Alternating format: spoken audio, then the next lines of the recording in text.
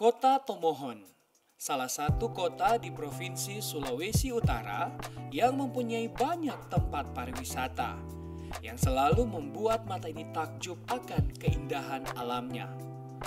Kota yang terletak di ketinggian kira-kira 700 sampai dengan 800 meter dari permukaan laut ini dijuluki Kota Bunga. Bagaimana tidak, Anda bisa melihat banyak sekali bunga-bunga yang berjejer rapi dan juga indah di sepanjang jalan trotoar kota. Kota Bunga ini juga secara konsisten membuat event Tomohon International Flower Festival setiap tahunnya. Tujuannya agar para petani bunga tetap terus berproduksi dan tentunya menjual pariwisata Kota Tomohon ke mata dunia. Siapa sangka, Kota Bunga ini ternyata juga mempunyai para pelaku UMKM yang sudah sukses dalam merintis usaha yang mereka geluti. Salah satunya Almond Tanah Paat dengan Elmon's Coffee sebagai pemiliknya. Akan menjadi cerita dan inspirasi dalam episode kamu Kiat Ampuh Merintis Usaha kali ini. Berbagai macam jenis usaha saat ini tentunya memberikan peluang yang besar dan memberikan banyak sekali keuntungan. Asalkan pengelolaannya secara tepat, konsisten, dan dikembangkan dengan strategi yang benar.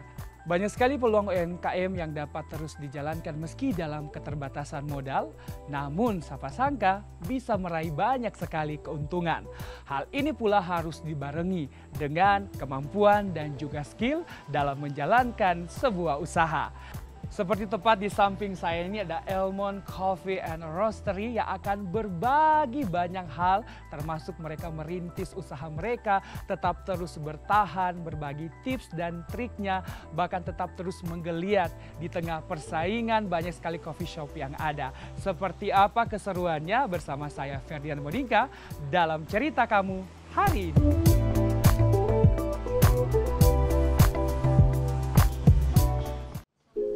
Ya, Kak, aku mau pesen minum boleh ya? Kayaknya yang cocok sesuai selera cafe latte deh, Kak. Satu ya. Oh, boleh ya. Aku tunggu ya di tempat duduk. Seperti coffee shop lainnya, selain menjual racikan kopi terbaik, mereka juga mendesain interior kafe senyaman mungkin agar orang-orang yang datang bisa betah dan bersantai sambil menikmati kopi tentunya.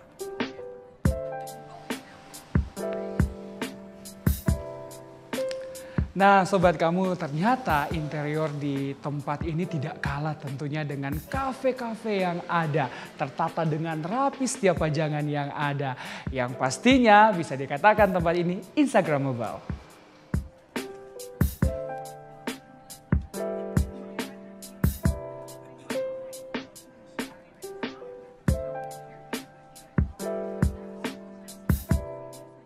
Nah, sobat kamu, kali ini saya sudah janjian nih sama Kak Almond Tanah Paat yang merupakan salah satu penggiat UMKM yang akan berbagi banyak cerita. Mulai dari merintis usaha, tantangannya, terus bagaimana kemudian dia bisa mengatasinya. Dan semoga perbincangan kita kali ini bermanfaat sekaligus bisa menginspirasi sobat kamu yang ada di rumah tentunya. Ya, selamat pagi Firda. Ya, halo Kak, ya. Apa kabar? Sehat. Sehat, oke baik. Makasih nih buat waktunya Kak Almond Tanah nih yang bisa kasih waktu buat sobat kamu di rumah ya. Kita akan cari tahu nih, tadi saya sudah bilang bahwa kita akan cari tahu seperti apa sepak terjang Kak Almond yang merupakan juga penggiat dari UMKM nih. Nah, saya ingin cari tahu dulu nih Kak, berbicara mengenai sepak terjang nih. Awal karir kemudian membangun coffee shop seperti ini gimana nih Kak? Awalnya memang kita dulu saya kerja di luar ya, kerja di Jepang. Baru 2000. Kerja di Jepang sebagai barista? Kalau barista sih lebih ke sekolah kan, maksudnya lebih ke ngambil sertifikatnya. Cuma kalau kerja biasa ada, itu kerja rutin ada. Istri juga dari perbankan, salah satu perbankan Indonesia yang ada di Jepang. Dan kita 2015 itu udah kepikiran konsep bangun kedai kopi. Nah, bangun kedai kopi awalnya pengen bikin di Jepang, tapi kan namanya merintis usaha kan kalau di Jepang nggak boleh, ibaratnya Betul. Nggak kayak di sini lah, ketika pegawai masih bisa ada usaha di rumah kayak gitu kan. Iya. Nah kalau kita di sana nggak seperti itu, jadi agak repot kalau misalnya mau buka usaha di sana baru merintis, baru nggak bisa ninggalin kerjaan tetap. Iya. Oke, baik nih. Nah, jadi 2017 balik ke sini, konsep itu kita bawa ke sini.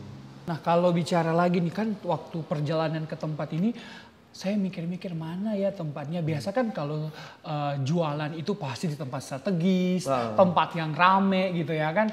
Kok ini agak jauh ya dari pusat keramaian gitu ya kan. Sebelumnya memang kita ada di pinggir jalan di depan, dekat pompa bensin Kakaskasen. Iya. Itu di ruko kita bayar sewa memang.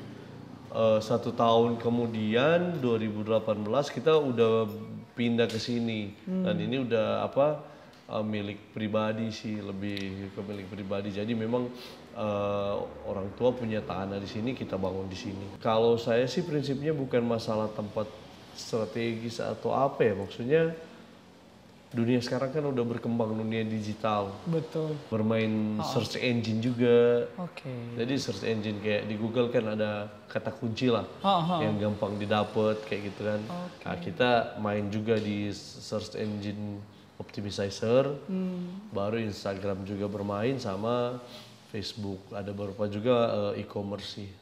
Oke, baik. Nah, penasaran saya juga nih, Kak. Kalau bicara kemudian kenapa nih memilih usaha coffee shop ini dibandingkan juga dengan usaha-usaha lain, mungkin rumah makan ya. Jadi sebelum pulang dari Jepang itu kita udah ngelihat potensialnya dulu di sini. Iya. Dan kita ngelihat ya kopi salah satu hal yang masih berpeluang sekarang. Pada dasarnya kita berprinsip bagaimana di Temon ini punya kedai kopi yang punya desain yang bagus, baru di skala kerapian, kebersihan. Jadi tidak lagi bicara soal yang penting kita jualan kopi. Tapi mempertahankan dan memperhatikan konsep visualnya, artistiknya diperhatikan. Ya. Kita juga punya di sini kedai kopi yang mempunyai dengan teknologi. Contohnya mesin sangrai kita udah bisa sambung di laptop. Wih, keren gitu. Ya. Jadi lebih maksudnya lebih mengikuti perkembangan zaman. Kalau orang mau cari yang kearifan lokal, di sini juga ada tradisional. Maksudnya kedai-kedai kopi tradisional juga kan sudah ada. Iya, betul. Dan itu kita nggak mungkin ibaratnya mematikan pasar ke kopi tradisional itu. Karena memang sudah terbentuk udah berapa puluh tahun. Betul. Sementara kita justru terinspirasi dari kedai kopi tradisional. Karena apa? Peluang di kopi sustainable-nya itu kan. Ketika bukan bicara kita konsep kayanya, tapi bagaimana kedai kopi di Sulawesi Utara ini yang tradisional bisa bertahan selama puluhan tahun. Nah, kita terinspirasi dari hal-hal seperti itu sih. Wow, keren ya. Nah, dari tadi ini saya perhatikan interiornya keren ya kan, tertata dengan rapi. Bahkan saya juga sempat bilang ke sobat kamu di rumah Instagramable ya kan. Bisa kita foto-foto di semua spot-spot tempat di dalam ruangan ini bisa dijadikan spot untuk kita foto nih. Nah, pertanyaan saya nih Kak, kemudian inspirasinya dari mana sih? Inspirasinya mungkin orang melihat Elmons itu saat ini lebih ke fokus ke saya. Sebenarnya Elmons itu ada beberapa orang lah. Ada yang terlihat, ada juga yang nggak terlihat secara ide, secara konsep. Itu ada beberapa teman yang membantu kita untuk merancang desain seperti ini. Iya. Dulu kita konsepnya sketsa, tapi sekarang udah jadi abu-abu. Nah, itu untuk memperbarui, misalnya orang nggak bosen melihat cat dinding yang gitu-gitu terus monoton ya kan. Itu berkembang sama kemasan kopi kita juga. Jadi kemasan kopi kita itu tiap tahun ada perubahan. Tapi logonya tetap sama karena logo ini yang udah didaftarkan hak merek kan. Nah, kalau gitu nih kan Kak bilang kan banyak sekali orang yang kemudian terlibat dalam pembangunan tempat ini dan lain sebagainya sesuai dengan tugas pokok fungsi masing-masing. Bagaimana kemudian peran keluarga terhadap Sebenarnya kalau peran keluarga, istri terlebih khusus. Kalau istri sangat Gimana? mendukung. Mendukung, oke. Istri sangat mendukung.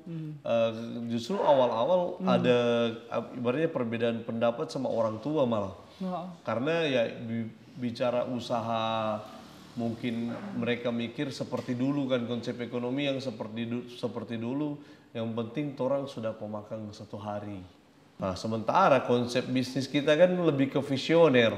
Betul. Bukan bicara saat ininya, tapi bicara ke depan. Apa yang kita hasilkan 5 tahun ke depan. Iya. Nah, kalau biasa kan yang setahu saya nih, yang saya lihat itu bahwa banyak sekali juga coffee shop itu mengambil bahan bakunya, misalnya kopi itu dari luar daerah nih. Nah, kalau dari pihak Kak sendiri gimana tuh? Kalau bahan bakunya Elmon sendiri memang dari 2017 sampai 2019 kalau nggak salah ingat sih, itu kita masih mengambil kopi dari luar, masih mengambil kopi dari luar daerah lah, contoh dari Jawa atau dari Sumatera, itu kita masih beli biji kopi mentah itu dari luar. Tapi sejak 2020 atau 2021 kita udah mulai menggunakan kopi lokal sini. Jadi ada kopi Minahasa Koya, ada kopi Tomohon. Itu udah mulai kita jual di sini dan udah mulai nggak beli lagi kopi dari luar. Perlahan-lahan kita mencoba memaksimalkan hasil di sini. Pertama ya satu keuntungan petani kita untung. Betul. Para petani kopi di Sulawesi Utara ya. Wow, keren ya. Menghargailah karya para petani kopi di Sulawesi Utara ya.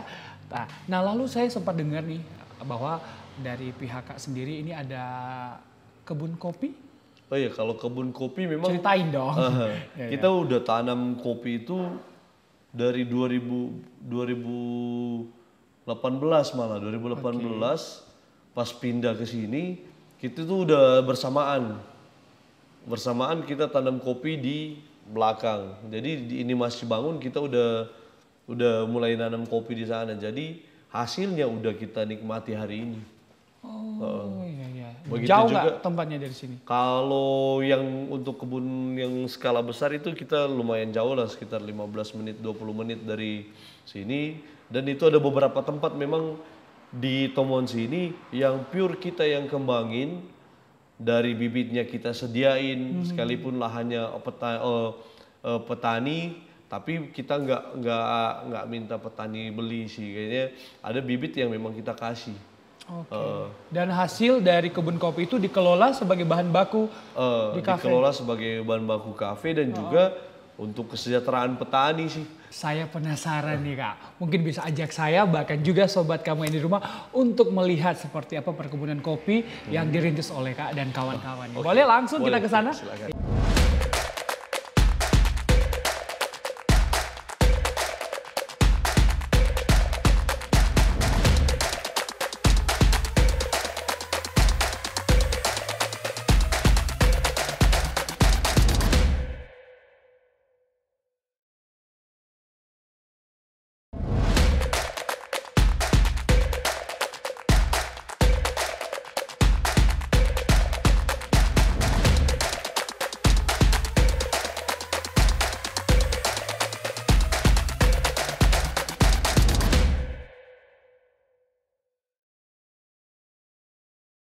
Nah sobat kamu, kalau tadi kita udah lihat nih coffee shopnya Kak Monces, kali ini saya udah diajak nih oleh Kak Monces buat bertandang ke kebunnya. Nah seperti apa dan bagaimana luas kebunnya, berapa luas nih Kak Monces? Kalau untuk kopi yang kita kembangin, luas lahannya itu udah ada yang 2 hektar. Itu baru baru ditanam bulan November. Tapi ada juga lagi yang di daerah Kumalombo itu dari petani, dia ada sekitar 1 hektar lebih yang sudah berbuah dan sudah panen. Nah, kalau untuk jenis yang kita tanam ada banyak sih, maksudnya varietasnya jenisnya Arabica, tapi ada beberapa varietas yang berbeda. Kalau perawatannya gimana nih? Kalau perawatan ya seperti yang kita lihat kan, jadi dia cuma digalang di pinggiran sini, habis digalang baru diparas mungkin rumput yang sisa. Bener. Baru biasanya kita galinya di pinggiran sini, bukan di tengah. Nah, itu buat diukur nggak ada trik khusus mungkin kedalamannya? Oh, kedalamannya ada. Biasanya kita sekitar 5-10 cm itu kita gali yang di belakang. Habis itu masukin pupuk kandang, pupuk kompos, bukan pupuk kandang. Kalau pupuk kompos artinya yang pupuk kandang yang udah difermentasi. Kalau dia belum masih bersifat pupuk kandang. Selain dalamnya untuk bisa menanam pohon kopi ini, ada nggak kemudian jaraknya gitu ya kan dari satu pohon ke pohon-pohon yang lain? Oh, kalau jarak tanam memang kita set ini 2,5 meter. Jadi jarak tanam 2,5 meter sih rata-rata kita bikin. Kalau dari hasil tanam terus sampai akhirnya puncak panennya itu berapa lama sih? Kalau dari tanam dia pertama persemaian bibit dulu ya. Persemaian bibit itu butuh waktu 9 bulan. Kalau misalnya itu dilihat dari umur kan, umur siap tanam. Tapi ada juga beberapa yang ngelihat dari daun. Daun, oke. Jadi kalau daunnya udah sampai 8 sampai 10 gitu baru mereka siap tanam. Oke. Nah, kalau dari coffee shop sendiri dari Kak Monce ini best sellernya apa sih? Nah, sekarang yang kita kembangin ya kopi tomohon. Kopi tomohon. Jenisnya? Jenisnya Arabica. Arabica. Nah Kak, kayaknya saya harus cobain nih ya, kopi asli dari kota Tomohon nih yang dikembangkan oleh Kak Monce nih.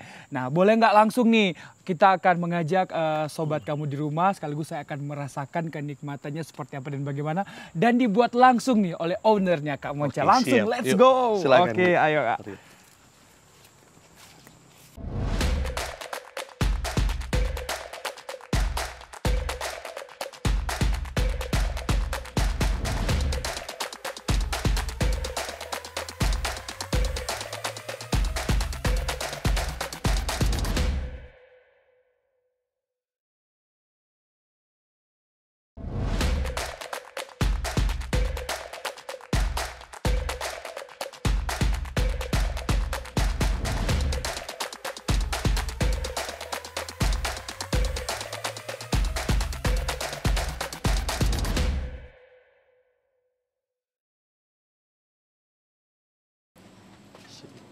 Ini yang kopi tomohon.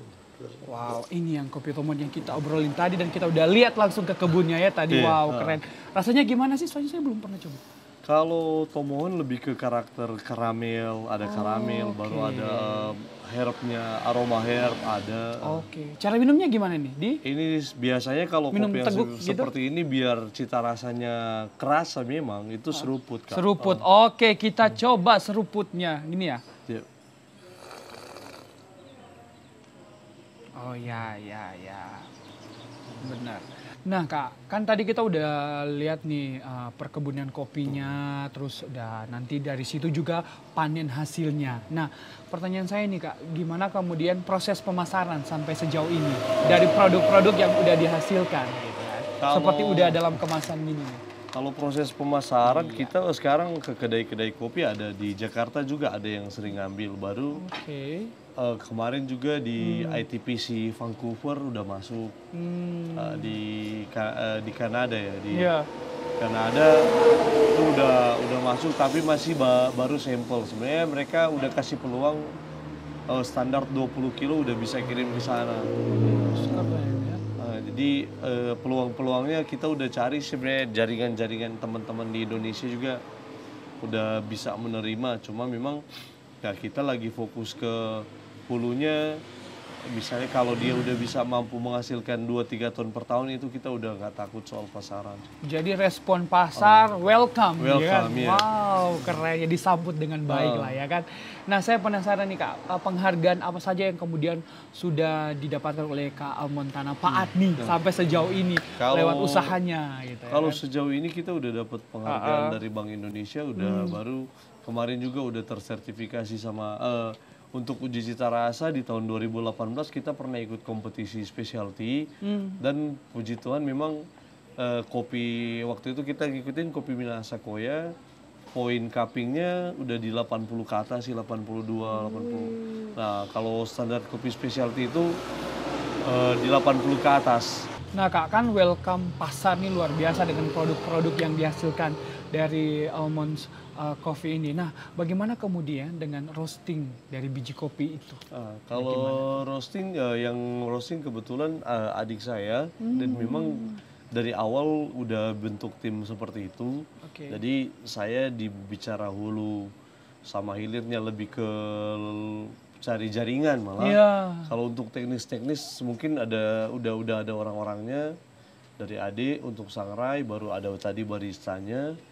Jadi ya konteks kita memang skala UMKM, tapi gimana kita ngebentuknya lebih ke konteks pengusaha yang real lah. Maksudnya bahwa ada tim ini, kita nggak bisa jadi showman, one man show lah. Nah untuk sangrai kopinya, kita ada beberapa sesuai permintaan sih. Kalau untuk kebutuhan di sini, kalau yang ini lebih ke kopi filter. Jadi kopi filter sama kopi latte yang tadi diminum itu ada perbedaan jenis sangrainya. Jadi sebenarnya itu semua udah satu benang merah sih, dari gimana perawatan kebunnya, gimana cara sangrainya, gimana cara metodenya. Itu udah satu benang merah yang nggak bisa kita tinggalin di perjalanan hulu ke hilir. Jadi gimana perawatan petaninya akan berdampak dari cita rasanya. Hasil akhirnya lah ya kan. Kayak tagline kita, hospitality is our priority. Jadi edukasi, penjelasan itu prioritas kita. Oke, baik nih Kak. Kan sekarang ini kan di tengah gempuran menjamurnya coffee shop yang ada saat ini, nggak merasa tersaingi? Gitu. Nggak merasa mengancam mereka? Kalau mengancam sih enggak. Kalau saya lebih meyakini ya, kalau Tuhan udah punya berkat masing-masing buat kita. Jadi tinggal gimana sih kita mencari, ibaratnya kalau bangunan ada berapa pipa air, ada berapa keran yang kita pakai, terus gimana wadah penampungannya. Mungkin konsepnya kayak gitu. Filosofinya gitu ya. Jadi semakin banyak kita cari pipa air, bikin pipa air dan wadahnya semakin besar, itu justru nggak ada istilah ancaman sih buat kita. Memang mungkin ibaratnya pasang surutnya itu ada, kayak gitu. Tapi kita bisa menciptain sumber-sumber dari mana nih yang bisa kita dapat buat pasang terus aja kayak gitu. Jadi ya ada lah, maksudnya beberapa konsep yang kita tawarkan berbeda. Ketika ini udah banyak yang menjamur, jangan lagi kita ke situ. Ini aja coba kita tawarkan yang masih dibutuhkan. Hal-hal baru lah ya yang ditawarkan. Nah, lalu bagaimana kemudian target ke depan nih dari pihak Kak sendiri? Kalau target kita buka cabang baru mungkin. Kalau buka cabang memang itu jadi impian kami, tapi kami lebih mengutamakan dulu banyaknya kopi. Kalau ya sama yang seperti saya bilang tadi, produksi kopi kayak gitu ya. Kalau produksinya udah 1-2 tahun, kita udah siap maju untuk kayak gitu. Udah untuk 2-3 cabang. Jadi supaya semua cabang Almonds hanya menggunakan kopi itu sendiri. Di tengah 6 tahunnya Kak dan juga kawan-kawan ini mendirikan coffee shop yang ada, apa kemudian tips dan trik kemudian bisa dibagikan buat sobat kamu yang ada di rumah nih? Untuk memulai usaha, bentuklah mental pengusaha bukan mental pekerja. Karena kita harus punya ketika berusaha, visinya kemana, baru terukur, tertata, dan terarah. Apa yang menjadi anti mainstream 5 tahun lalu akan menjadi mainstream saat ini. Mungkin begitu juga saat ini. Trennya lah ya. Apa yang dianggap orang anti mainstream saat ini, 5 tahun depan pasti akan jadi mainstream. Itulah kadang ya, kita belum berani lah merombak ibaratnya. Mental block diri sendiri itu lebih banyak daripada menerobos mental block itu. Oke, baik, makasih nih Kak Almonds Tanapat yang udah kasih kesempatan saya maupun sahabat kamu yang ada di rumah untuk belajar banyak hal dan mencintai kopi itu. Bahwa benar-benar ada juga kopi khas dari daerah kita ya. dari kota Tomohon terlebih khusus. Terima kasih buat waktunya, terima kasih untuk segalanya, tips dan trik menjadi seorang pengusaha sukses karena bisa menginspirasi sobat kamu yang ada di rumah. Menang atau gagal kita tidak akan pernah tahu sebelum kita mencoba. Bukankah kegagalan merupakan kemenangan yang tertunda? Teruslah berusaha, raih mimpimu, ingat, sukses itu milikmu, milikku, dan milik siapa saja yang tetap terus bersungguh-sungguh. Ferdinand Monika pamit, sampai jumpa di cerita kamu selanjutnya.